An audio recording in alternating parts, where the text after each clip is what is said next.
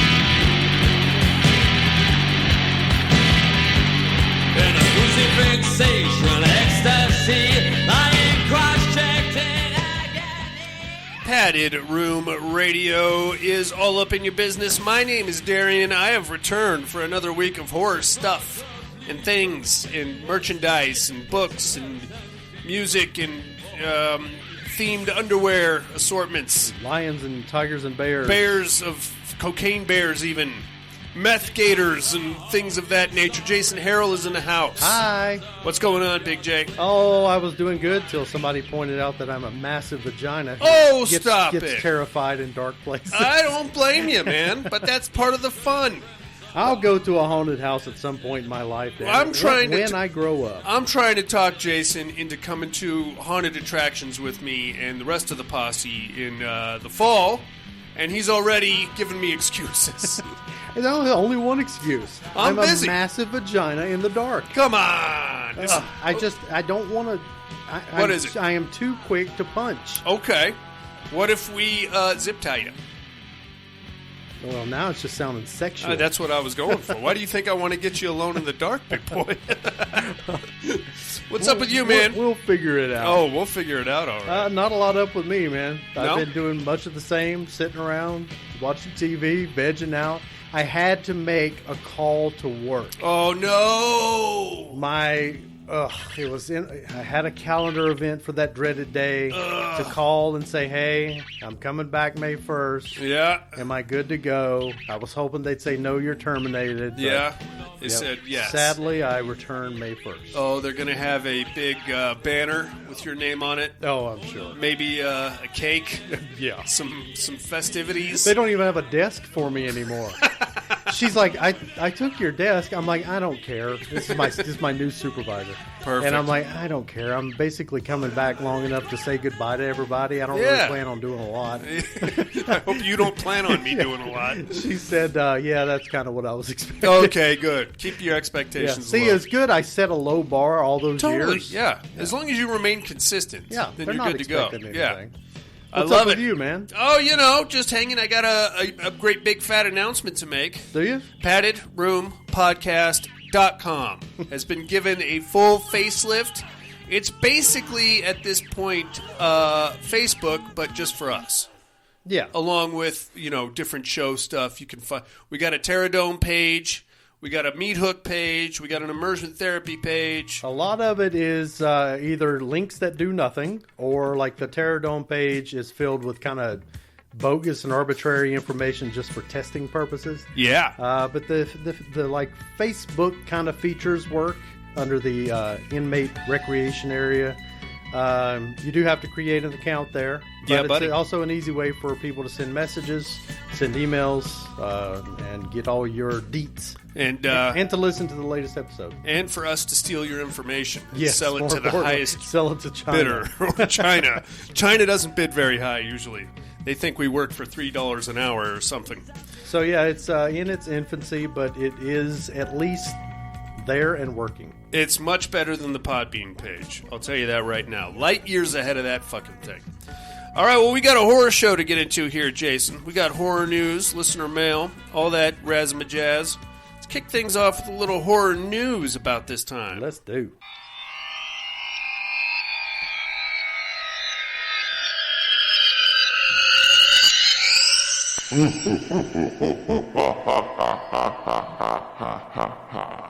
Horror news. What do you got there, fella? Well, in the biggest news of all, it seems that on this Blues Day Tuesday, that today is the official release for the Birdemic box set.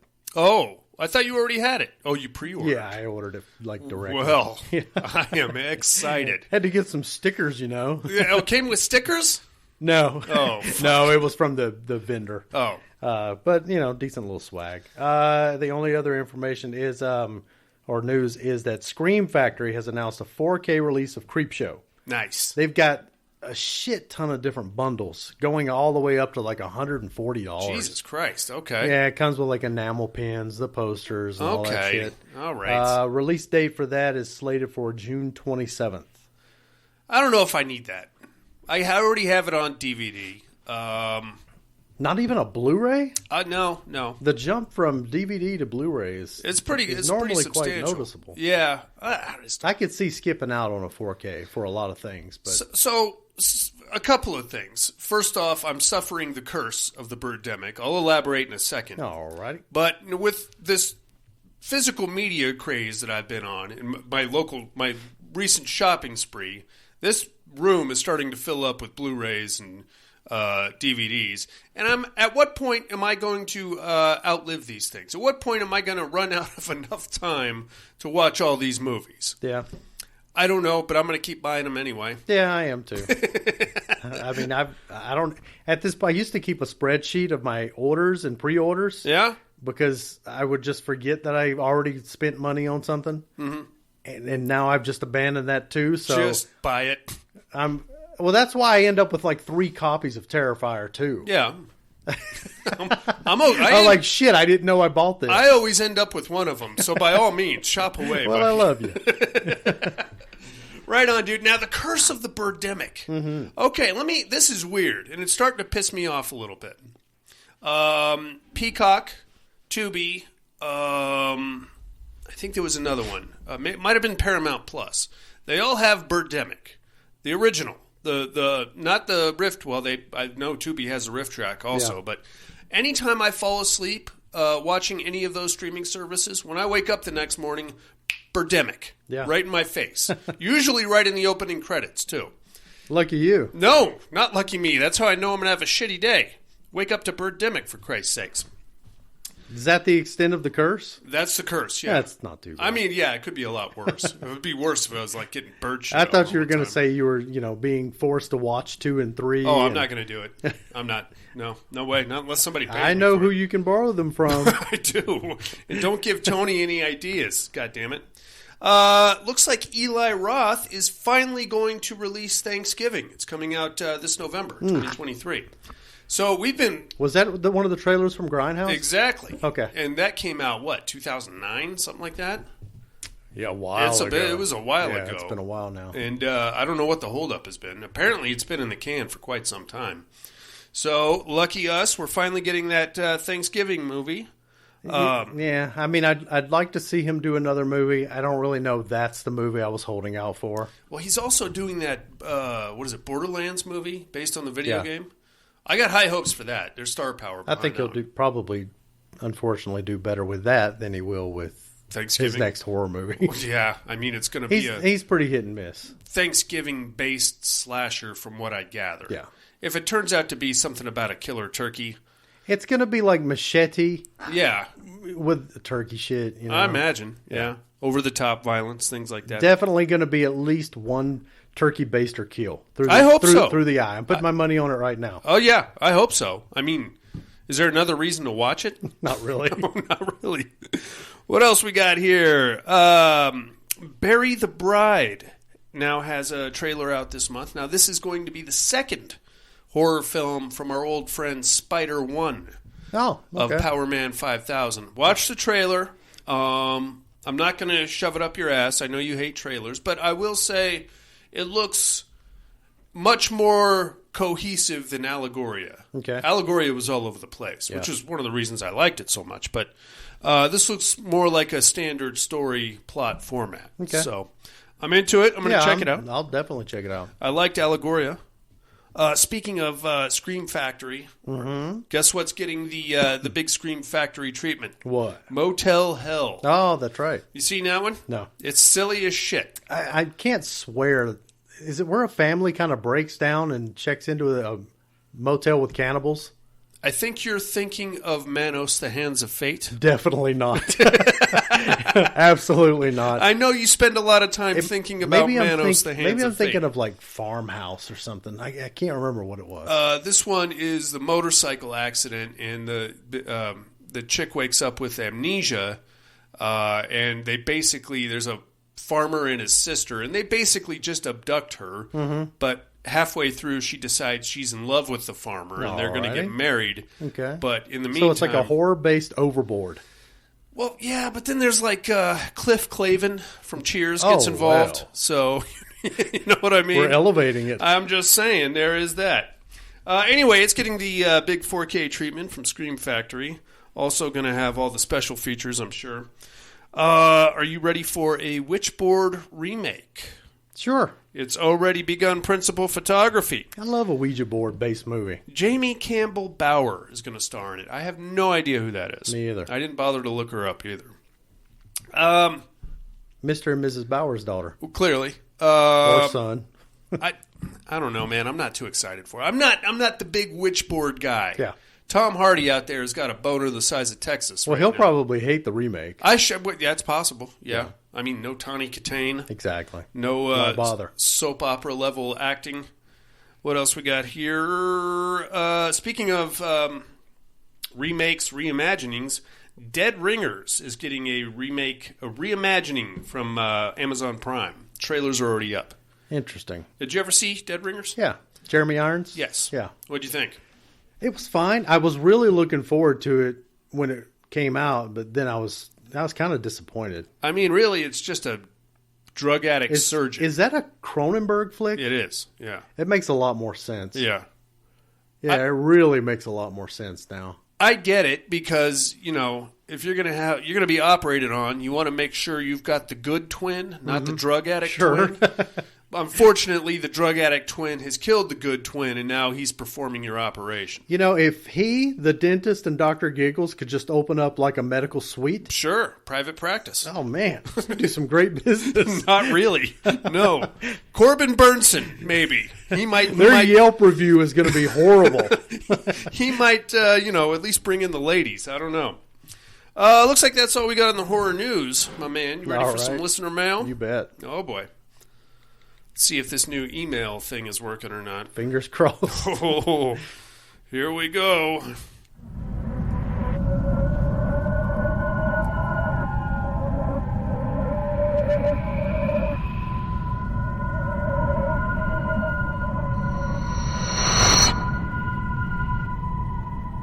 Listener mail. Oh, yeah. We're up and running here, Ben. Once again, inmates, the old email, thepaddedroom2011@hotmail.com, has crashed, or for whatever reason, I just can't fucking get my hands on it anymore. The new email is mail@paddedroompodcast.com. And if you can't remember that, go to paddedroompodcast.com and find all of your contact information there. There's a link right there for you. How do you like that? You see the great links that Jason has gone through? Or take the lazy way out and just use the contact form and it'll directly send an email. You could do that too. Pop you right in there. Here comes Tony. He's going to be a little upset about not getting his email in last week, I think. Subject line, Sharks Suck. Was Shark Side of the Moon the worst movie we watched this month? My biggest issue with the movie was the scientific inaccuracy. Oh, I can't believe there were flaws. Oh, he's gonna break down the biology of it for us. The fact that sharks could learn Russian but not English is ridiculous. This was bad even for the asylum. I'll have to make sure to re-up my Patreon when Shark Side of the Moon 2 comes out. You know, oddly enough, Tony, there's actually another Shark Side of the Moon, another movie called Shark Side of the Moon. I didn't watch it, but it has something to do with lunar phases affecting a shark spawning pool and a boat being adrift in the middle of it. And there you have it. That's as far as I got. Sounds more like Shark Side of Uranus. Sounds better than Shark Side of the Moon or my anus. Just saying. This week was decent at work. I made $347 while watching various programs. Nice. Here's a list of what I watched at work. House of Darkness. I almost started this one. This was intriguing at first, then never went anywhere. A lot of talking with a payoff coming way too late. Down from 2019. This turned out to be the Valentine's Day movie from Hulu Into the Dark. It was okay. We saw that one. You remember that one? What was it? Down. It's where the two people are stuck in the elevator, and then you find out that one of them kind of engineered them getting stuck in the elevator. It doesn't ring a bell at all. It's one of those Hulu Into the Dark things. I don't think I watched that. It is all right. Maybe that was... Sounds like Devil. Yeah, kind of, but a lot hornier and a lot less supernatural. Okay. Night of the Living Dead with riff tracks. These guys usually make unwatchable movies watchable. To me, this wasn't funny. Oh, man. The Black Phone. I like Ethan Hawke as a bad guy. Knock at the Cabin. This was meh. Waited the entire movie for the Shyamalan twist. It never came. Raise. Zoe Bell in a movie making women fight or die. This was probably the best movie I watched this week.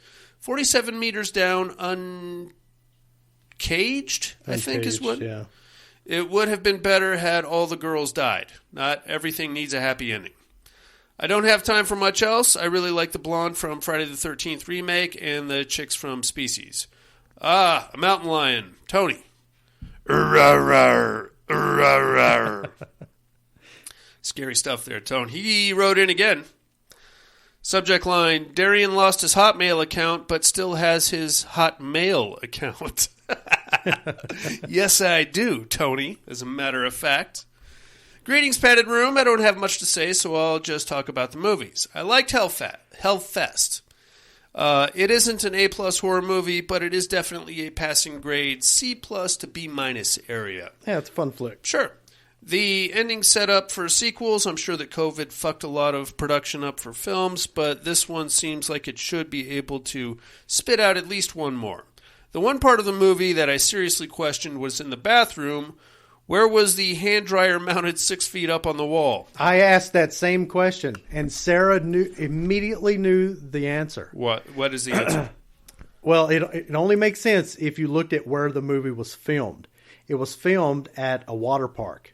Really? Yes. Okay. So the reason it's high is to dry your hair. No shit. Yeah. Oh. So they were trying to film it at, like, I don't know, Universal Studios or some shit like that. But for whatever reason, they couldn't get access to that. But the water park that was, like, right there was available. Oh. So there you go. Look at you two guys.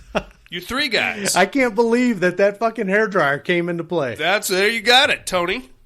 Answered that question for you. 6 feet up on the wall. That can't be a thing, right? Do women really blow dry their hair in public bathrooms? Is that why they always go in pairs, so someone can push the button for you? Torn Hearts. Again, it was fine. Nothing to brag about, but good enough to watch. I get it that one singer was supposed to be super hot with star power, and the other is supposed to be less attractive, but when casting the movie, do they tell the actresses, we need a girl that can sing but isn't hot? You're perfect.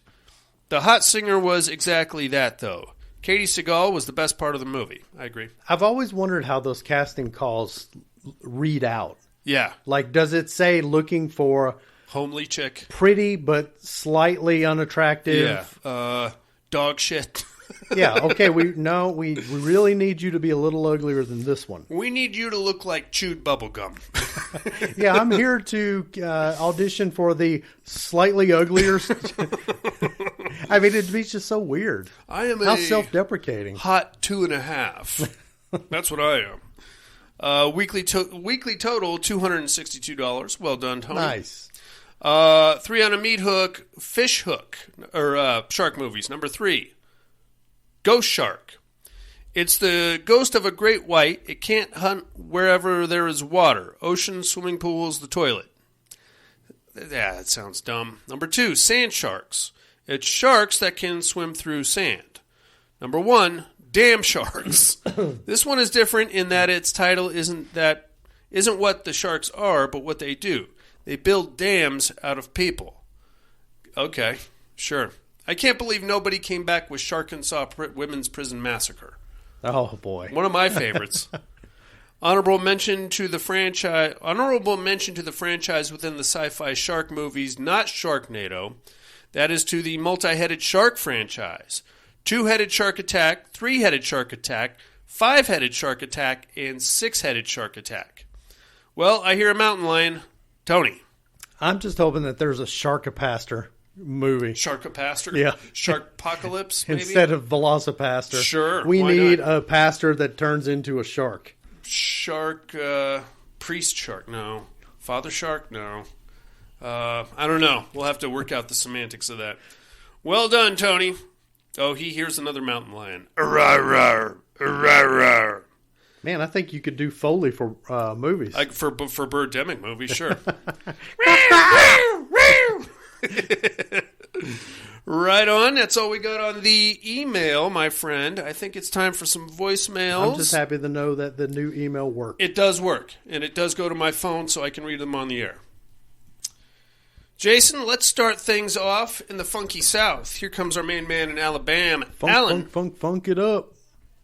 Padded Room, what's up? What's up, Alan? Hope everybody's doing good. Yeah. Let's see.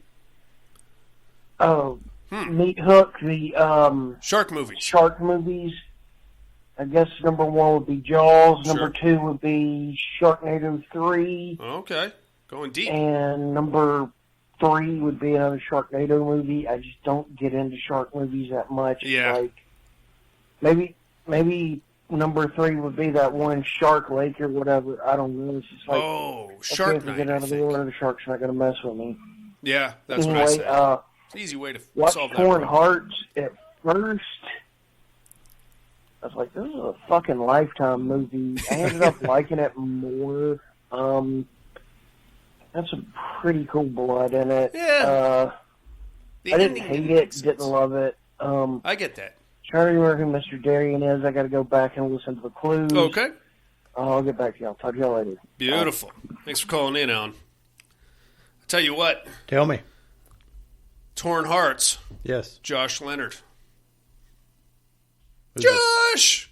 Which guy's that? He was the shady producer. Oh, okay. He's put on a few pounds, but I think he's still... What was he from? Blair Witch Project.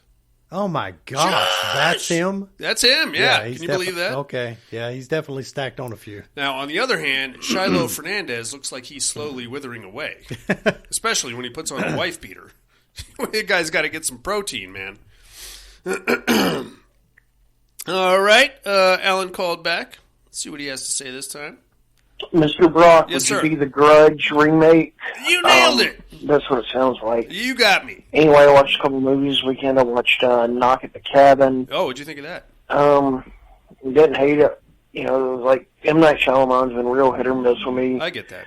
I kind of liked this one. Right on. I watched the original Dracula. Liked it. Which- WrestleMania Night 1 and 2. That's not horror, but it's all right. Of course. Anyway, I'll talk to y'all later. Beautiful. Thanks for calling back, Alan. You got me on the education, my friend. I wonder which original Dracula he's talking about. 32? Bela Lugosi. Is that 32? Yeah, it is. But before that, technically, Nosferatu? that's actually a trademark infringement of Dracula. It's the exact same story. They just changed the names of all the characters. So he might be talking about that one too. I don't know. Let's get down to Southern California. Here comes Mr. Tom Hardy. Hey yo. Hey, Padded Room. What's How's up? my favorite degenerates this week? We're here. Fair to middling. I do hope everyone is doing well. Hey, I want to get right into it real quick. Sure. I have a couple things I wanted to ask you Yeah. about. First, let me get in on that meat hook there. You know, Shark movies.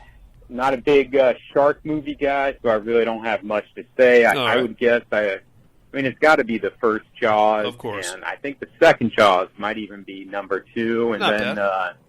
I don't know, maybe The Shallows. You know, Yeah. Like I said, don't have a whole lot of experience with the shark flick. Never I get really that. my thing. But yeah. Anyway, as far as the what are you looking at department, I actually got to catch a couple of flicks. Okay. I got to see Hobo with a Shotgun. Oh, that's a which good one. I don't know why I hadn't seen that before. Man. That is was a good one. Good flick. Yeah, buddy. Yeah, that was just a shitload of fun. And I got to say, it really reminded me of like a Troma film, like when Troma gave a fuck. Yeah. When Troma used to try, that Yeah. sort of thing. That's the kind of feel I got from it, you know. And I don't know, anybody who kind of misses that old Troma, give this one a shot. I would guess most everyone's seen the thing by now, but yeah, I was late to it. Anyway, that's a good flick. I also got to catch because of the whole shark thing. I was trying to find, you know, what's a good shark flick, and my daughter was there, and she saw Man-Eater on Man-Eater. I don't know, Hulu or something like that. I don't know where this girl gets her love for sharks, man, to be honest with you. Like, she wants to see all these sharks. I'm starting to wonder. I got to check. I don't know if the man with the biggest balls in Australia, Tim, snuck over here and it wouldn't surprise me or what, man. But she's got too big of an obsession for sharks for this to be a coincidence. I love it. Anyway, Man-Eater, not that great. Doesn't sound good. Standard shark flick. Shark eats people. People fight shark, you know. Something about it, though, that kind of stood out to me is very uncharacteristic of horror movies. When they kill the shark's done. That's usually. It. Shark gets shot, shark's done. Yeah. And you're like, okay, here comes like the big jump scare, you know, at the end where the shark comes back up behind them or whatever, and you're sitting there waiting for it, and fucking never comes. Which I guess is cool, but just, I don't know, just kind of weird. Okay. And the other weird thing about it is fucking, the movie was over, like, the conflict was resolved. Okay. Our main characters, you know, have made it back safely to land. And the movie's got, like, another fucking 15, 20 minutes to go. Ugh. And I'm like, what the fuck, man? You know, it's just to, like, set up the potential for a sequel, I guess. Okay. And, GP, I get that, man. You know? Sometimes they squeeze these movies out a little too fast, and then they're like, shit. we got another 15 minutes to kill. What are we going to do? I don't know. I feel like that happens a lot lately, especially on the lower budget side, like the Amazon Originals, things like that. Right on. He called back. G motherfucking peed. G motherfucking P. Hell yeah. Hell yeah. Woo. Shit, I have no idea where I got caught off there. I'm just going to tell you that the Man-Eater flick, it's like 20 minutes too long. Yeah. Got the whole situation's resolved, and you still got like 15 minutes. Editing fail. To set up That's what that a is. possible sequel for a film that it doesn't need a fucking sequel. It's not going to get a sequel. I don't know. But anyway, I was going to say I got to see the flick We Have a Ghost. Okay. And comedy, on Netflix. I think. And this flick is like advertised as like a family comedy That's thing. what I thought, yeah. It's not a fucking comedy, man. There's like no jokes, there's no humor, there's very little like. Is it a horror film? Is it a failed comedy? Even. Yeah. I don't know. It was pretty off-put. Maybe it's just a non-fun very, comedy. Those are my favorite. Very socially preachy. At okay. heart. Oh, those are great. But again, hey, if you're going to go with that route, man, say your piece, but maybe you can, like, weave it into the story where it's not so fucking clunky that it stands out so much. No, we're just going to punch you in the face with it. I don't know. Yeah, I'd actually say stay away from We Have a Ghost. I had no intention of watching that. It's just too damn long for what it is and what it's really not. It's not a comedy. There's really nothing. Okay. But anyway, quick question here for you. Shoot. You know, I've been saying how Scream 6 sucks and all that. Correct. And so I've kind of, like, done a little diving into, like, horror movie YouTubers that do reviews and shit. Okay. Weird thing. Cheating on us? Everybody says Scream 6 rules. Shit like, oh, this is my favorite since the first. And, like, what the fuck, man? Maybe... I don't know, maybe I got it wrong, maybe I don't get it. Well, let's not jump to any conclusions. I don't know. Have you ever had any of those horror flicks that everybody fucking is like licking its fucking ass and you're like, fuck this piece of shit. I don't know. It just really seemed to bother me. People, like all the problems I have with it, they are the praises for it. Yeah. I really don't want to say a whole lot because I know, you know, part of the fun of it is, figuring out who the killer is and all that shit. So I don't want to say anything much about it, but I don't know. Anyway, hope all is well. Love you like family. Bye now. Love you too, Tom Hardy. Thanks for calling in, big guy. But sometimes Scream goes overboard with their whole whodunit, Scooby-Doo bullshit. Yeah. Because it'll be like some character that has a backstory you had no way of really fleshing out on their own. Yeah. Till it's revealed at the very ass end of the movie when they do the big reveal. Yeah. The YouTubers that I have watched review it, two fairly long-form reviews, there seemed to be a common thread that they all thought it started out really strong, and the first quarter to 2/3 was really good. Cool. And then it just fell off. It just wasn't good at all for the wrap up, like that final act. Yeah. Well, I think when you get into these long drawn out franchises like Scream, which is 20 years old now. Yeah. If you go back to the original Scream 1, your audience, you're trying to attract a younger audience with the same old gags. So you have to change those up to a much more socially minded, hipper, up-to-date audience, which is going to push all the older fans away, which I think is a big reason why we didn't care for Scream 5. That and Melissa Barrera, of course. You really hate it. I really hate Melissa Barrera. 96 for the original Scream. So, yeah, geez, 17 years. No. Right? No. No, I'm not good at math. 27 years? 27 years, man. Yeah. Fuck. Almost 30 freaking years ago. Jeez. That explains Courtney Cox's face. Oh, God, it's getting bad. I don't know. I'm more scared of her than I am of Ghostface. You should be. You know what I mean? Ugh. If I had... we already know that you're full of contrarian horror opinions. But if I had one hill to die on, what movie I hate that everybody seems to love, Monster Squad. Oh, really? I hate that fucking movie. I don't like that movie. I hate it. Yeah. Everybody sings the high praises. No, it's annoying. Now, I know why I hate it. It's because that movie came out, I think I was what did it come out? 88, something like that. So I would have been 8 or 9. By then, I had already seen Lost Boys. I'd seen American Werewolf in London. I'd seen Creepshow 2 with that thing in the lake. So you expect these cookie-cutter versions of the original Universal monsters to be scary. Yeah.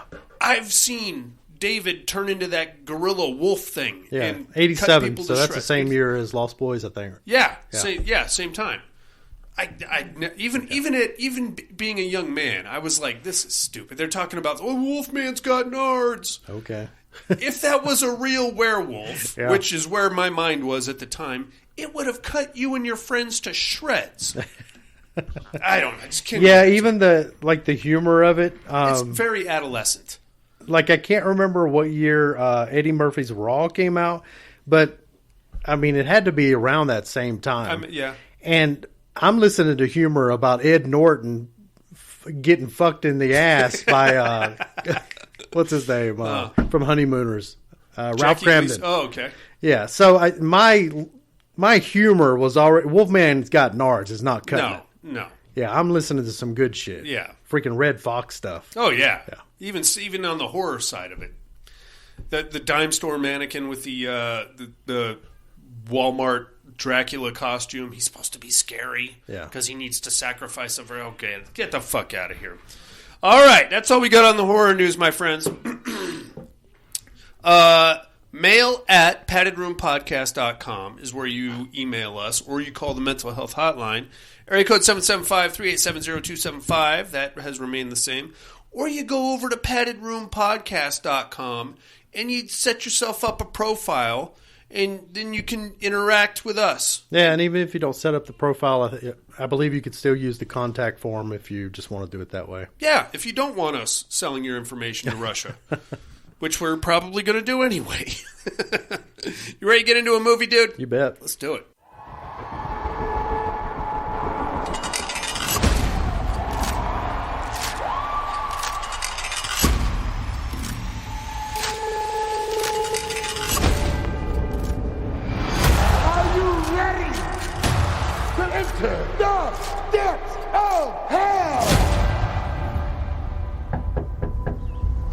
Nat?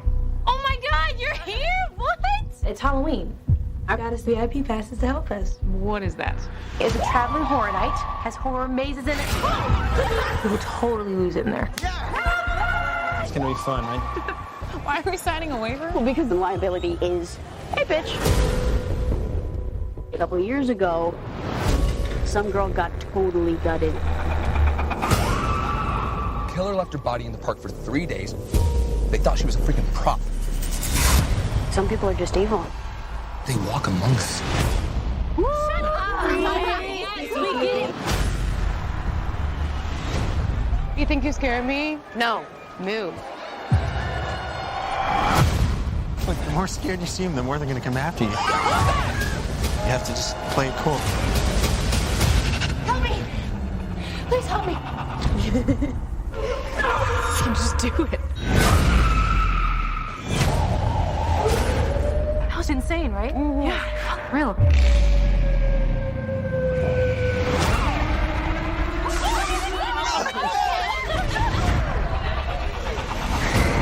The same guy's been following us the entire night. You take your job too seriously. This really isn't funny, dude. Help me! Help me!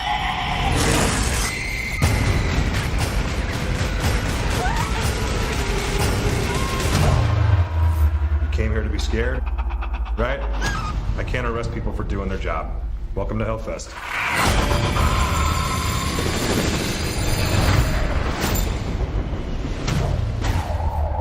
Hello? Hey, can you let me out of here?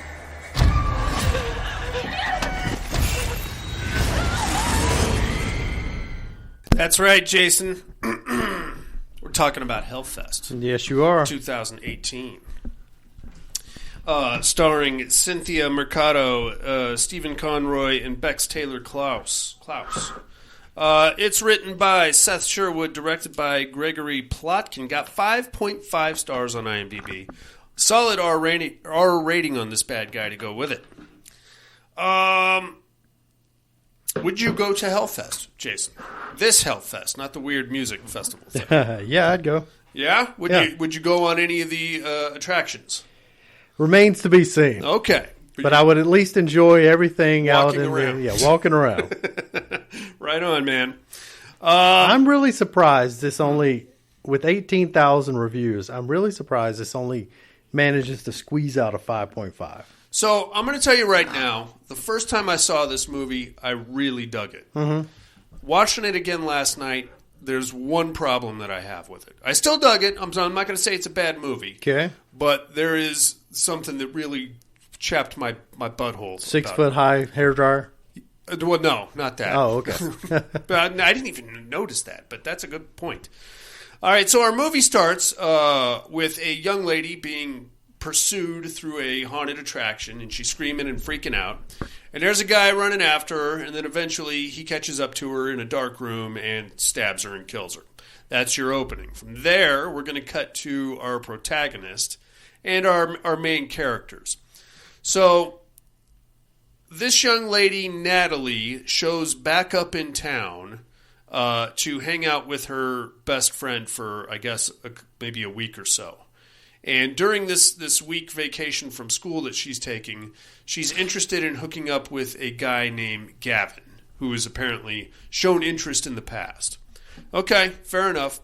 Right off the get-go, we find out that her friend Jody, the one that she's coming to hang out with, has taken a roommate that Natalie doesn't care for. Mm-hmm. Young lady named Taylor, played by Bex Taylor Klaus. Yes. Why am I so horny for Bex Taylor Klaus? Are you really? I am, and I don't know why, Jason. Wow. Yeah. Interesting. Mainly in this movie. Yeah. I've seen her in other movies. Last Witch Hunter.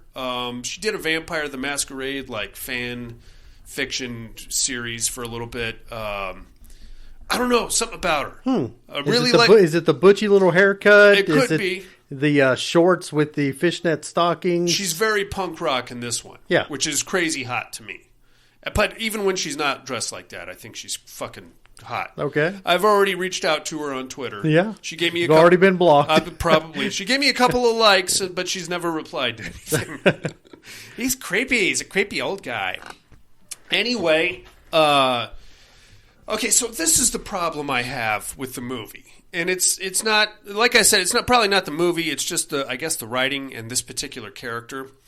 Natalie, who is supposed to be our protagonist, is the most unlikable see you next Tuesday ever. She's a stick in the mud. I couldn't fucking stand her. She's a female me. No.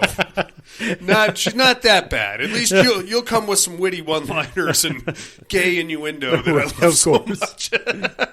She is just I don't understand. Okay, well, we'll get into that because it's an ongoing thing throughout the movie. Maybe she's more of a fuddy-duddy just because she really dislikes Butchie Girl. Taylor, okay, sure. Fine. Don't go to this thing. Yeah. If you're that bent about Taylor going, by the way, Taylor and her boyfriend were the most fun people there. Those are my people. Oh, they were having a hoot. Yeah. I would be too. But they bring this fuck face along, and all she wants to do is him and haw and, oh, God, guys. Oh. You know, why would you, if you don't want to go, then don't go. Yeah. Don't go and then make everybody else's life miserable. Yeah, you can hook up with Gavin on the side. Go to a bowling alley. Sure. It'll be safe. Oh, for fuck's sake. All right, anyway. So that's basically the dynamic of these three. And, is Gavin going to be there? He is. Oh, wait, did he say anything about me? I don't know. Eventually, they have to convince her to go to Hellfest, despite the fact that they got free tickets and free VIP passes. She still has to hem and ho and haw about it before she finally agrees to it, only on the pretense that Gavin is going to be there. So then we finally get to Hellfest. It looks kick-ass, Jason. Yep. They got it reminded me a lot of Universal Horror Nights because they have like the scare actors just running around the park scaring the fuck out of you. And then they have the actual haunted attractions, which are usually like mazes and stuff like that. So they get in there, and apparently there's like a weird I don't know how you would describe it. There's like a part of the park that you have where all the top-notch shit is. They call it the Deadlands. And in order to get to it, you have to go through this maze first. And then if you make it to the Deadlands, then you have to like sign a waiver because that's a touchy-feely kind of a thing. Yeah. I've not been to one of those haunted attractions. Right. Can I get extra touching? Where do I in or around my crotch? Does it all external touching, or was there penetration? Can I just put my zipper down? You don't mind if I take this shirt off, do you? What's your policy on walking around with cock and balls just hanging out? Does it bother anybody that I'm rock hard right now? So that's like the that's what they want to do. From there, we get like a bunch of like fun little montages of them playing horror-themed Midway games, which is kick-ass, by the way. I will say that looked like there was the like the ring toss. Yeah. But instead of just pegs, it was like bones. Yeah. Like, man, genius. Put some effort. Yeah. Simple genius. Put some effort into it. Put like a coercive theme. Yeah. I love it. I'll fucking throw thousands of dollars at you. Sure. So that's all cool, and we're getting like this little side story of Gavin and Natalie kind of. They're very awkward with it, like, I'm really glad you came. Yeah, me too. I've been thinking about you a little bit. It's, I think it's the face you're making that really sells me on the relationship. I fucking hated Natalie so much. And I know I didn't remember hating her that much or even thinking, that she was kind of a pain in the ass. But well, I think the first time you watch it, you're not really paying as much of attention to personalities. I get that. Because you've got all of the glitz and glamour of Hellfest itself. And it really kind of is the main selling feature for this movie. Totally. And, with subsequent viewings, I could see you kind of focusing in on more of the side stuff. It's almost distracting. Sure. What a fucking bitch this lady is. So anyway, it's all well and good. They go through a couple of the little attractions. Now we're going to cut back to the the start of the park where we see our antagonist show up. And we never get to see this guy's face. He walks in, his steel-toe boots set off the metal detectors, but then he gets in and he starts walking around, and every now and then, we'll get that creepy back-of-the-head camera shot of him watching certain women walk by, like kind of creepily gawking at him or something like that. But then he puts a mask on and just kind of like meanders about as one of the scare actors, which is kind of cool. That would actually be kind of surprised this doesn't happen now. I was going to say, that'd actually be kind of a funny thing to do. Sure. Just go to like the Andelin family farm and just put on a skull mask and then just start groping people, take it off, and leave. Just start freaking people right out, slap the occasional 5-year-old, and then you're out of there. So that's kind of creepy. It's kind of, he's skulking about and things. As we're doing our midway games, Gavin, being the athlete that he is trying really hard to win Natalie a stuffed animal, and he's failing miserably, so that really sucks. They're getting ready to make their way to the Deadlands, which is kind of cool, or to the maze that gets to the Deadlands. Now, every time they want to do something, they have to pull Natalie aside and basically beg and plead with her to do it. And that really pisses me off. And then eventually she's like, "Oh no, guys, really scary." Well, I mean, we really need a video element to this podcast. Oh, totally. for the faces you're making. Come on, guys, can we just talk about how Gavin likes me some more? And then eventually, well, okay, and then we all cheer and jump up and down because we got the fucking cunt of the group to agree to go on a thrill ride in a park full of thrill rides. Dude. I will from my friends and my friends' girlfriends and my friends' wives, I will tolerate a lot of shit. But you're not going to shit on my night. No. Okay, so I envision, now transplant us into that scenario. Okay. You're like, "Hey, Jason, let's go into this maze right here. Yeah. I know you're a big vag, but let's go." And I'm like, "No, I don't want to." You're like, "Okay, we'll be back." Yeah. End of conversation. There it is. There it is. Yeah. It's that simple. God, anyway. All right. Well, so eventually they go through it, and they're walking through, and because this one really pissed me off. Oh, boy. So because she's the genius and the fuckface of the group, she somehow, realizes the mathematic angles and where the scare actors are going to jump out. So she basically starts pointing them out to all the other people, ruining their experience also. Good for you, Natalie. But at this point, another chick who is fairly attractive comes running through, and she's screaming and yelling, and, "Oh my God, he's going to kill me, he's going to kill me." And the girls are like, "Wow, you're really selling this." And she ducks and hides underneath this hidey hole thing, and then out comes our creeper guy with his mask on and holding a knife, and the two other girls, Taylor and Jody, are like, "Okay, I'm not going to watch this," so they take off, but Natalie stays while the creepy guy pulls her out and could have possibly stabbed her and killed her. Mm-hmm. Now, we can't say for sure if that was him and this was another victim, or if this was just part of the attraction. I kind of like that element of the movie. You don't know really what's happening. It could have just been one of the other guys. Sure.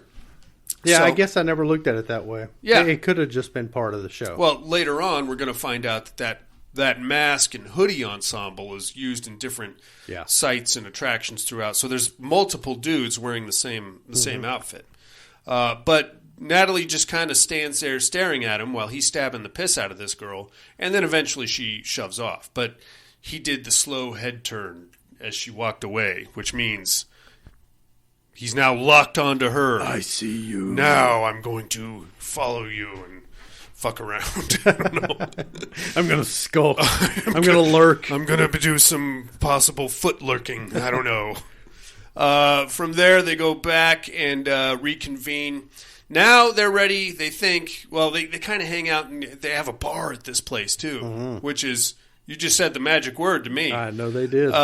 They go and they do some shots and have some beers and stuff. And then, again, with the Gavin and Natalie falling in love, they decide to dip into a photo booth. And they're going to take some silly pictures and stuff. Now, we have Taylor and her boyfriend, Asher, who had a wildly misproportionate set of pecs on him. Did you notice that? I keep forgetting the butchy girl that you like. What's her name? Her character was Taylor. Okay, so her and her boyfriend? Her boyfriend, yeah. Yeah, he had some big pecs. Yeah, they were like too big for his frame. Yes. It felt like. Maybe he needed a bra or something. I don't know. Maybe he just really likes doing bench press. But, it may be. Anyway, they're having a great time, and so is Jody and her boyfriend. I don't remember his name. But they're outside while, Gavin and Natalie are having this moment. But after while they're in there getting their picture taken in the photo booth, naturally a makeout session takes place. And while that's happening, our skulker comes through and steals their pictures. Mm-hmm. Jody sees that and goes chasing after him. They're running around. She loses him, but then she kind of gets freaked out because she finds herself like in this weird kind of not less occupied part of the park where there's nobody around. And she's like, oh, and then she goes running back. She really sounded terrified. That's exactly what she did. She went, "Whoa!" Well, the fear is just so thick. So she gets back there, and now they're going to go to the Deadlands. Now the line for the Deadlands is long, and even with the VIP pass, they're going to have to wait a minute. So Gavin thinks he's got himself a panty dropper of a plan here, Jason. He's going to go back to the weird bone circle toss thing, and he's going to win Natalie the prize that she was going for, which was a pretty kick-ass little voodoo doll thing. Yeah, it was bitching. So, not only did they, theme out the games, but the prizes too. Yeah. I love it. He goes back there, and he tries to just buy one. He's like, hey, bro. I've given you $1 million. I spent like $50 here. Can you just give me one of those fucking things?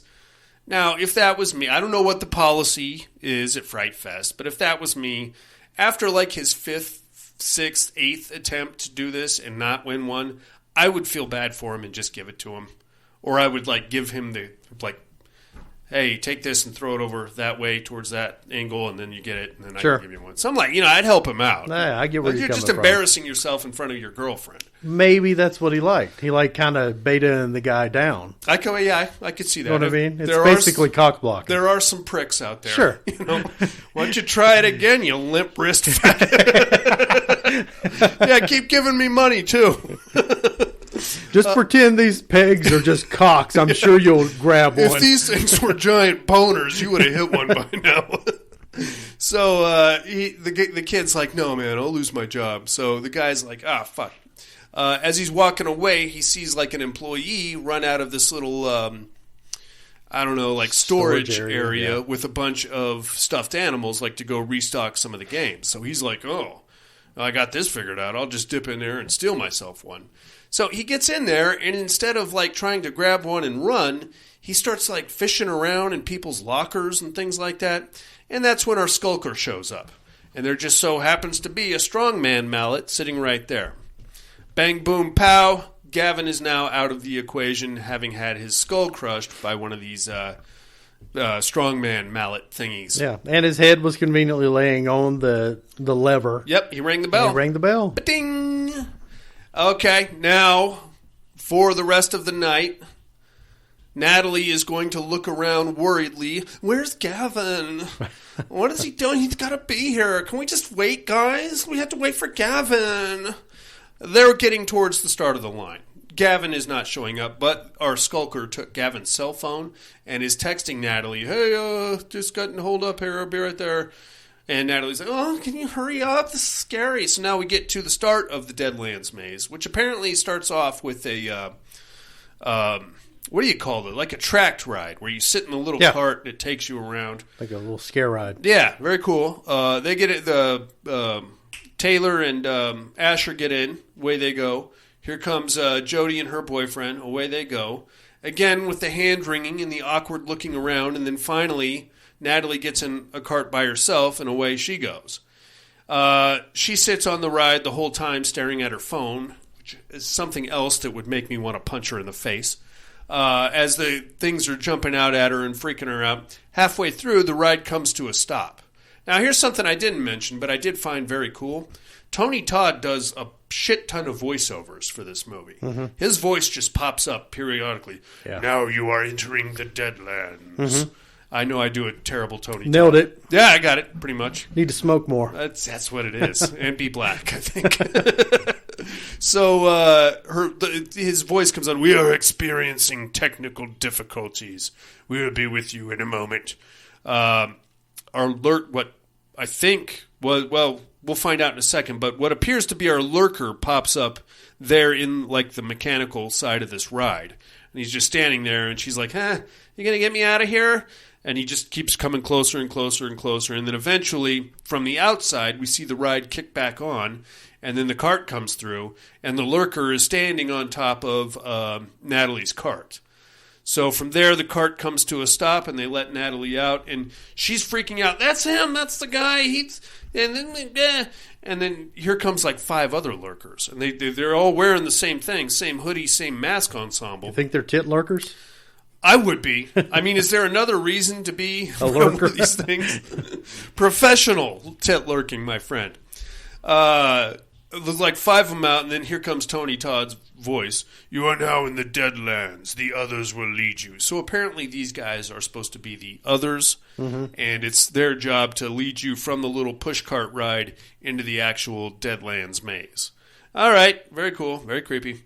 Away they go. The first part they get to, they come to like this weird hub area, I think, where you can choose which area in the Deadlands you go to.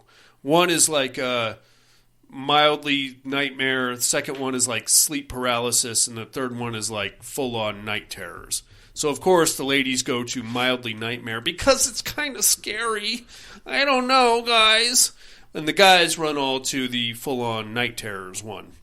I would claim I'm protecting the women and go down. Yeah, totally. You know what? I don't want anything to happen to these kids here. But just go. I would totally go in that one. But this, kids. What am I going to do?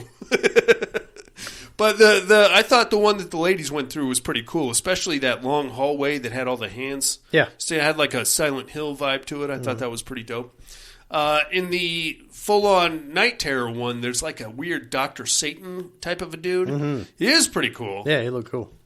He gets up, he chases him around. The guys get flashlights that like change color of illumination as they go further into the maze. Pretty dope. Like total high concept, I feel like somebody wrote like a whole story behind just this Deadlands and the others and all that stuff. Anyway... at one point, the 2 guys, Asher and Jody's boyfriend, get separated, and Asher gets chased by our lurker and eventually gets a syringe to the eyeball, and that removes him from the equation.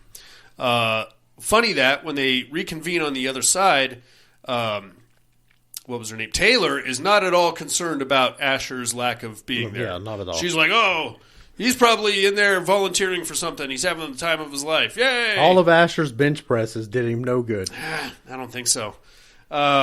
Anyway, so from there they go out, and now Jody and Natalie have to go to the bathroom. So they go off to the bathroom. Oh, just before that, Natalie gets hosed by one of the scare workers with a slime gun. Oh, you've been Brundlefly.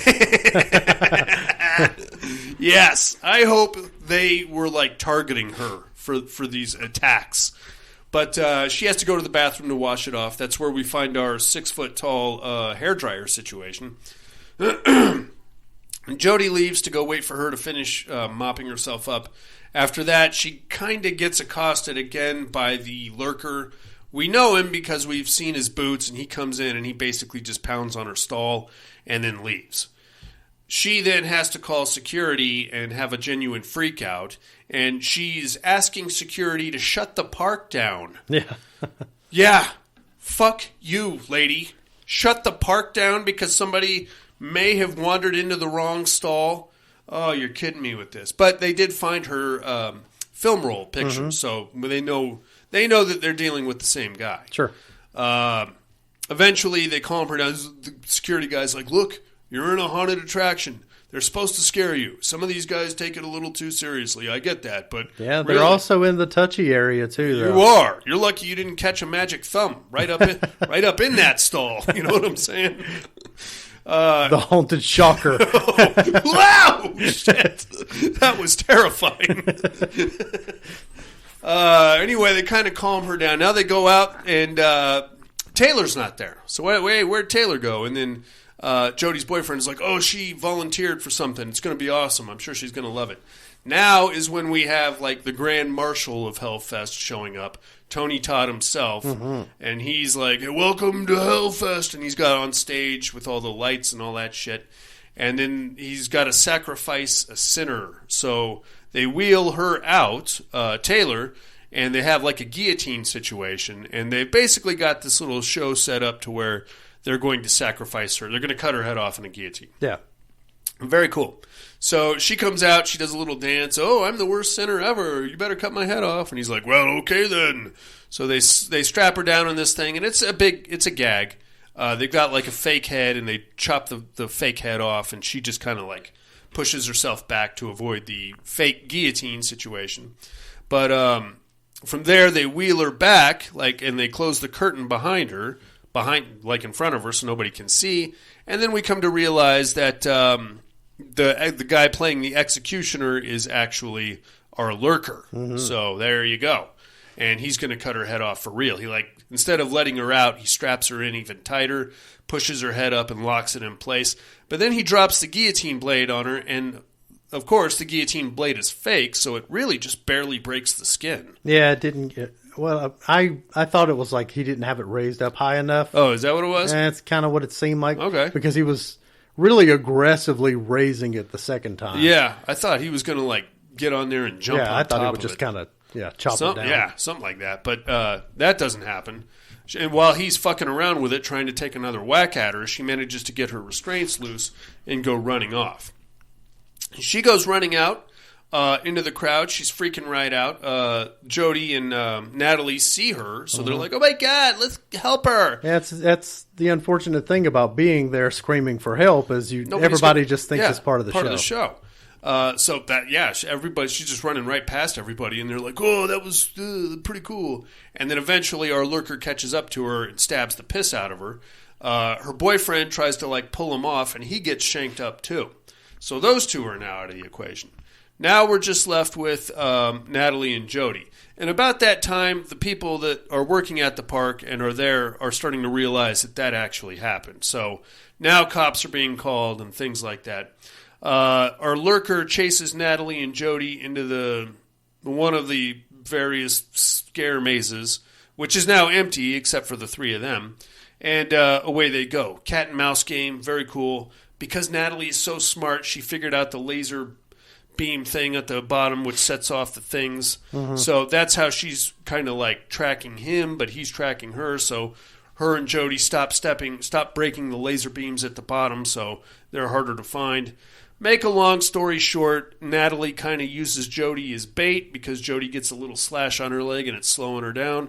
And then once he sets off the laser beam thing at the bottom, Natalie jumps out of a side room because, as we've established, she's figured out all she knows the inner workings of all of it. She's got the architecture down. Yeah. And she, I think, stabs our guy, right? Yeah, she stabbed him one time.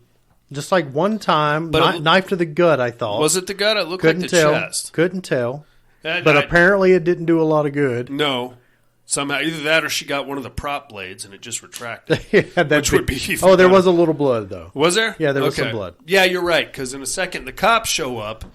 He just kind of lays flat while the girls go taking off. The cops show up, and of course, there's no body. From there, we see our antagonist go home, where he's got a kill trophy cabinet situation, and he hangs his mask up, and he's still got Natalie's pictures, puts them in there and locks it up. And then he goes and presents his daughter with one of the little voodoo dolls. And she's like, "Daddy, you're home." And he's like, "Yeah, here's your voodoo doll." And that's pretty much the end of your movie. My only hang up there was if he was stabbed somewhere. Yeah. He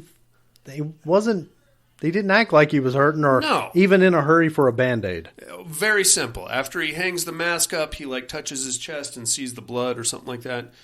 There you go. Good to go. No, none of that. Yeah, I don't know. I still enjoyed the movie. I still liked it a lot. We've rewatched this, I don't even know how many times. Yeah. It's a really good movie to put in the background because about any time you look at the TV, you've got some nice visuals. Sure. It's stuff that really resonates with us. Absolutely. So we really like it. I'm going to put this on the shelf right next to Blair Witch Project. Good movie. I'm not going to let this shitty character ruin the whole movie for me. I'm not going to do it. I'm not going to do it, Jason. And I'm sure it's not the actress's fault. I'm sure she was told to act that way. Yeah. But again, stay the fuck home, you know? Or go find yourself a park bench. You and Gavin can make out all goddamn night long. I will go and enjoy myself. I understand. Next time you have a party, I'll send Sarah. I'll stay home. Oh, stop it. I know where this is going. Stop it. What's a padded room party without a gay guy? Somebody's got to be the pivot man That's in that exactly circle jerk. right. All right, inmates, we're going to take us a little break. We'll come back with some other stuff.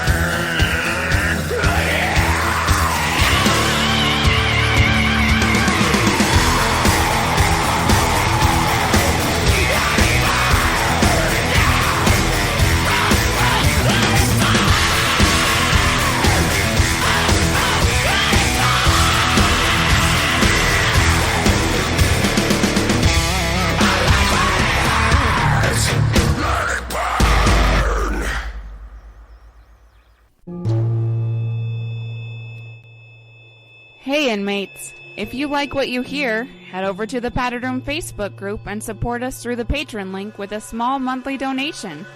Check out the T-Villain link at paddedroom.podbean.com and grab some t-shirts. Thanks for listening and enjoy the rest of the show.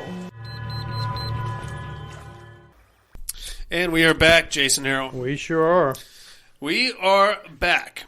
I think there's something even more creepy. The only thing that Hellfest was missing, cornfield. You think so? Oh, yeah. Is that a must? Yeah. What's creepier than a cornfield? You know? I don't know. I don't know if it's the cornfield that really terrifies me. It's It's the corn itself. You could just walk any direction through that stuff. Yeah, you'll be lost in no time. Yeah, Who knows? It's being trapped inside of the maze. That's where what they freaks can you out. really prevent you from going sideways. Yeah, you only got one It's direction. either that way or that way. Yeah. Scary The stuff. last time that I was presented with a sideways option is when we walked out of, this is the last haunted house we went into. There was an emergency exit to my left. Oh, no. We left. You took the bitch exit? We're the only two people in this entire business. And it's just so dark staring down this hallway. Yeah. And I'm all, I don't want to go down that hallway. Oh, Jason. Totally badged out. That's all right, buddy. We love you anyway. You ready to get into a meat hook, my friend? You bet. Let's do it.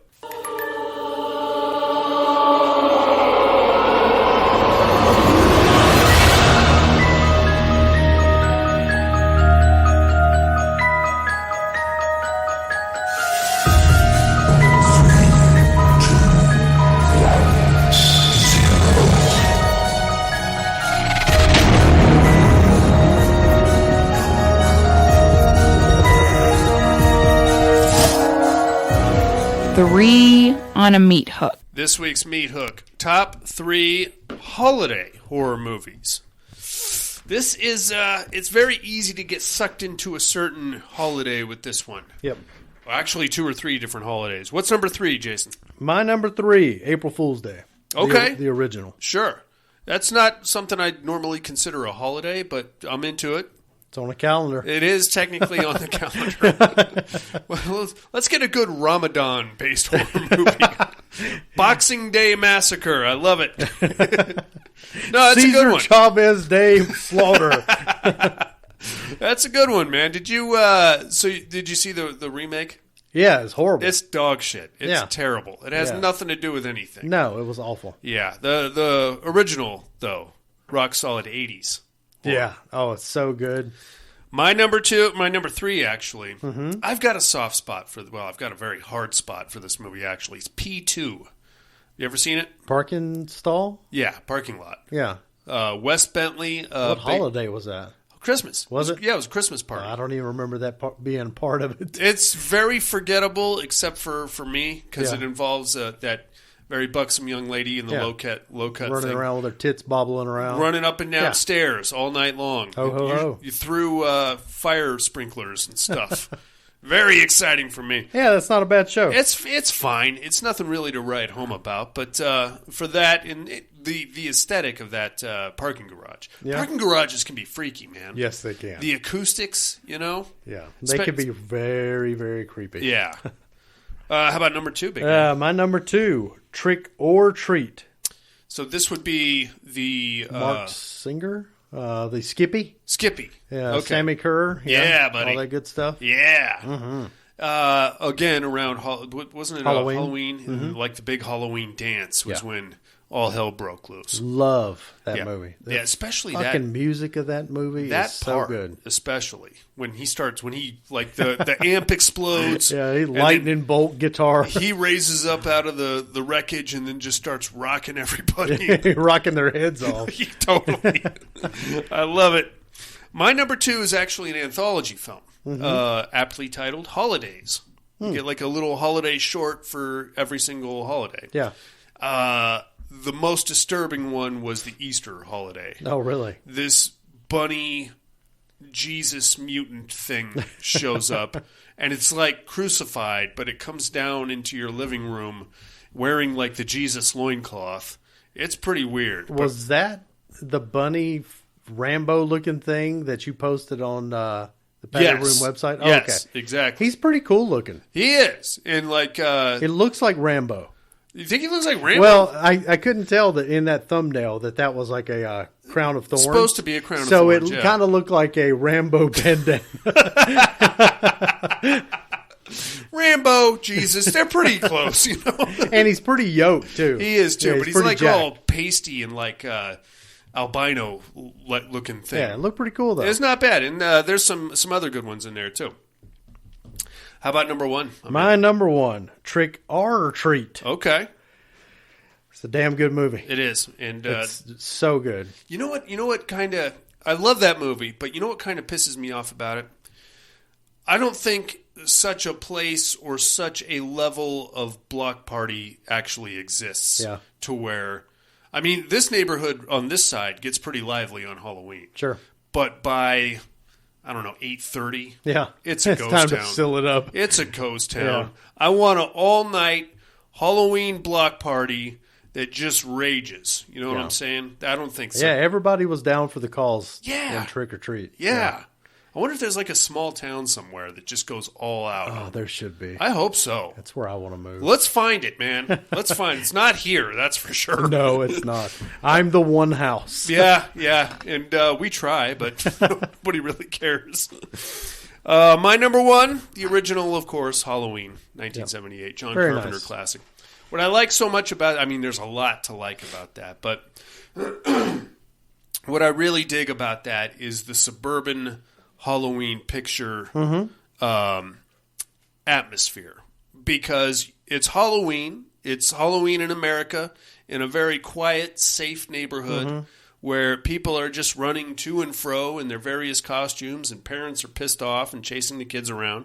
And just beyond that, just outside of that veil of normalcy and somewhat controlled chaos, the devil himself is walking amongst you and looking to fuck some serious shit up, and is doing so. Yeah. I don't think you're ever gonna be able to top the original.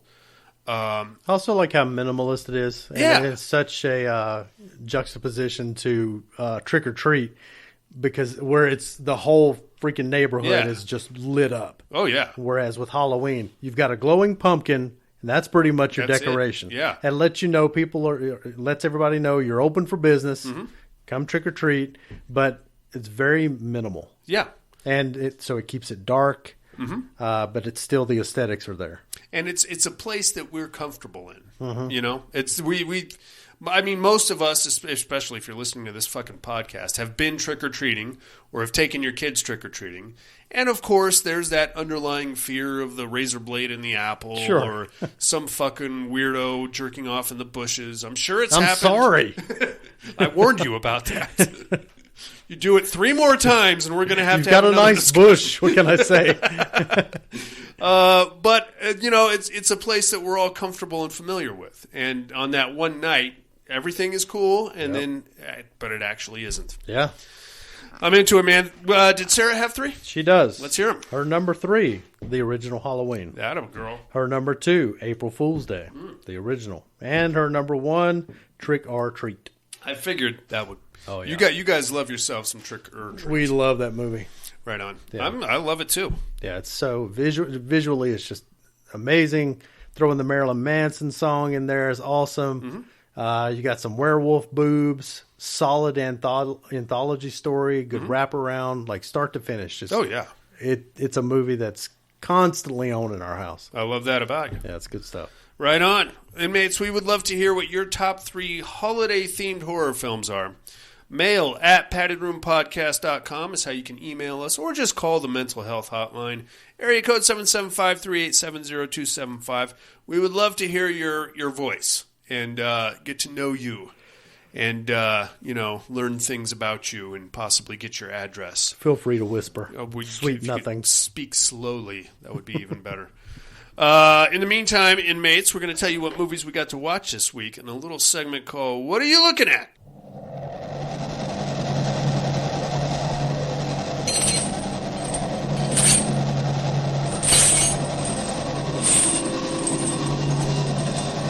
What are you looking at? So I got to watch one movie this week that I really, really, really liked until the last 35 seconds. Oh, it was called boy. The Dark. Yeah. And I texted you about it earlier in the week. It's basically Let the Right One In meets Wrong Turn. And you've got the vampire girl who's living by herself out in the woods. And she's all fucked. She's not like the girl from Let the Right One In. She's all fucked up. She's basically decaying, but she still drinks blood to keep herself going. And then you've got a weird crime scenario where a kid about her age gets basically marooned out in the woods, and they kind of figure it out. I was with you 100%. right up until the last 30 seconds, and then I realized what the director did, and I just said, God, come on, man. I'll tell you about it off the air, because I'm going to recommend... I would recommend you check it out once. Still. But, I mean, I don't know. Once That's a hell of a thing to wreck it in, like, that close to the end. It is. And I don't want to ruin it for anybody listening. I will ruin it for you, though, off the air. Please do.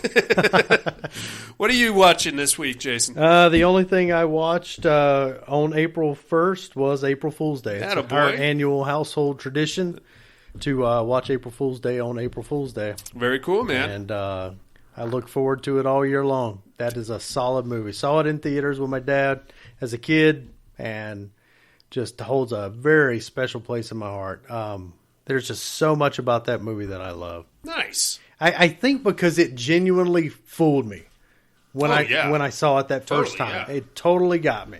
So, which in rewatching, especially in adulthood, it complete horseshit that any of that would work. I was just going to say, it's watching it now. Yeah, the logistics would not work. Right. But still, it's just so 80s and it's just so good. Some great characters in there, a lot of good humor. Really good dark horror or dark comedy horror. Yeah. Right on, good man. Stuff. The only other thing I watched was Napoleon Dynamite because, damn it, that's a fucking good movie. I agree, and I think it holds up just fine. It's so good. It's so stupid. I was laughing my ass off. I think my favorite part is the cow. All right. Enough about that. How about some immersion therapy, my man?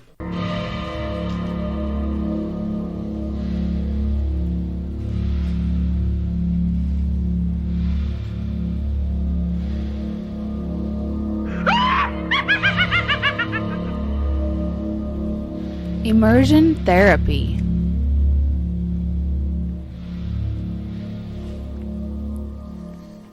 When he nails Uncle Rico in the face with a steak. Or no, when Uncle Rico nails him in the face with a steak. It's just the best. I think it's when he was trying to feed Tina the tuna casserole. Eat the food, get your food, you fat lord. Eat the food. We should just have a Napoleon Dynamite podcast. We totally should. We'll just watch It'd be nothing but one-liners. Just watch it once a week. Come in here and talk about our other favorite parts. Did you get a chance to watch Torn Hearts, Jason? What'd you think of that? A little slow in the build-up, but I was in. Yeah. Didn't really know 100% where it was going. But ultimately it kind of took a turn where I felt a little disappointed. Still came away with like a 5 out of 10. That's fair. Like a middle of the road kind of movie. Yeah. Just because that once you kind of knew where things were going, you could kind of see how they were going to wrap it up. Right. And so it's a little predictable. I'm still not 100% sure what we were going for. Was she kept saying she needed to atone. So she was just going to kill herself and kill the slightly less attractive girl? She was going to kill each other? She was trying to set herself up. Peggy Bundy was trying to set herself up to be killed. Right. And that would atone for her, I guess, dismembering and ultimately killing maybe her sister. Right? Yeah. The prettier girl would shoot her uglier friend. Right. So I don't know how that would be an atonement, though. Yeah. So I don't know. It just kind of fell off the rails a bit. I didn't know if there was going to be some kind of weird body transference. That's what I was thinking. Because the way Peggy Bundy was talking to her sister, yeah, I thought, okay, well, maybe they're just going to put their own souls in into these fresher bodies. Sure. Have newborn careers. Yeah. But no. I thought maybe she had the sister chained up in that weird shrine room or whatever it was. But I got a little horror bonered by the cast. I saw Josh Leonard. I saw Shiloh Fernandez. And I already had Peg Bundy, who, by the way, I would still bang the fuck out of today. It did feel a lot like a Lifetime movie. Yeah. But hey, I'm ready to overcompensate with Antichrist from No. 2009, starring Willem Dafoe and Charlotte Gainsbourg. That's going to be your immersion therapy this week, inmates. You can find this one on Tubi. Get ready for some penis trauma. And there's some vag trauma, too, now that I think about it. You're going to love that shit, or not. Don't watch it with the kids. Check it out either way, and we will compare notes next week, my friends. More like perversion therapy. Probably, yeah. Genitalia therapy is what it really is. I'll tell you. But while you're getting ready to watch that, let's do a little education of Darien.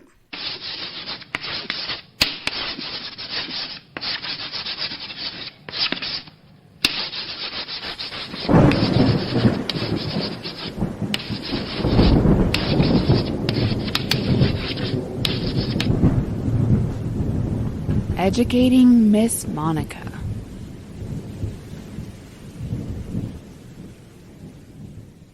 First, my clues from last week. I am a cop that just moved to a small town. My Asian partner is just mysteriously died, and now I'm trying to work that case. And in doing so, I seem to have attracted something that is now pestering me and my son. I'm talking about The Grudge from 2020. This was not a remake. It was more of a sequel, I'd say. Did you get a chance to see that one? Yeah, a lot of people shit on it. I thought it was solid enough. Yeah, I liked it a lot. Yeah, I had a good time with it. I think the main point of contention is that it didn't take place in Japan. I actually like it better than... Honestly, I think I like it out of all of those. I like it as good as their other best one. So... Okay, if you watch the original Ju-On, the Japanese version, there is a whole time loop thing. Yeah, so I don't care for that. Okay. Then you go to the first Americanization which of is The a Grudge. linear storyline. That movie is perfectly fine. That's fine. I like this as much as that. Okay, I'll buy that. I think I like this better than the original American. The original Japanese had some ridiculous visuals, and just the creepiness of like the long hallways and things like that was pretty gnarly. The kid's real creepy in it. Yeah, I mean, so was the lady. Yeah. Fuck.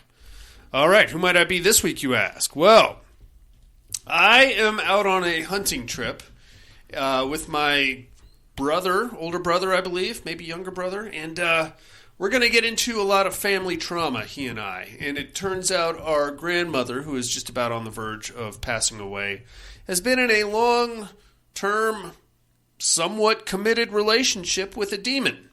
And we've just had to come to know that and respect that. And, I mean, he's not a bad guy other than being a demon. I don't think he's a bad guy. She's the only one that can see him. And we just kind of have to accept this as part of our reality. But now, Grandma is starting to fall ill, and this thing might want to reach out to another family member. I'm not exactly mentally stable either, so I don't know if I'm really experiencing this or if I'm just crazy. Have him over for dinner. See how it goes. Check his Facebook profile. Make sure he doesn't have any weird flags or anything. Who might I be, you ask? Tune in next week, and I will drop some knowledge on you, inmates. In the meantime, I think that's about going to do it for us this week. Thank you very much for joining us. Go to paddedroompodcast.com. Set yourself up a profile. It's just like Facebook, except it's just for us, inmates. You can post pictures, and a little more ghetto. Yeah, and don't... I was going to say you could post pictures or whatever you want, but I don't want to see, like, any weird, like, kid stuff. No scat stuff. No scat. Well, maybe a little light scat stuff. Maybe take it easy. I mean, Scatman Crothers is about as far as I'm willing to go. Take it easy on the weird insertions and things like that. But that is how you reach out to us. You find all of our subsidiary shows. Horror for Dummies will be posted there also. And you can interact with us on a fairly regular and seamless basis without having to go through any filters or fact checkers or any other. Poke around, see how it works. Help us flesh it out. Basically, help us flesh it out. Help us see what works, what don't work, and worst case scenario, we just have to turn a bunch of shit off. Yeah, Yeah, that's all there is to it. Well, Jason will. I don't know anything about this stuff. In the meantime, inmates, like, comment, subscribe wherever you found this show. Also, we do have a Patreon campaign running. Is the link to support up there? I have not added it to the website, but that URL still is valid. Okay, so support.paddedroompodcast.com is where you find the link to our Patreon page. Other than that, I think that's about it. You got anything else on the weekend, mates? That's it for me, homeboy. Join us next week for The Barn here in halfway to Halloween month in the Padded Room. For scat porn and weird insertion pictures that you can't get away with posting anywhere else. Halloween-themed horror movies. Things that go bump in the night. Awesome neighborhood block parties that should happen around the Halloween season. On Halloween night even. Why not? Dude? Make a whole thing out of it. And the Padded Room Podcast. I'm afraid visiting hours are over. Bye.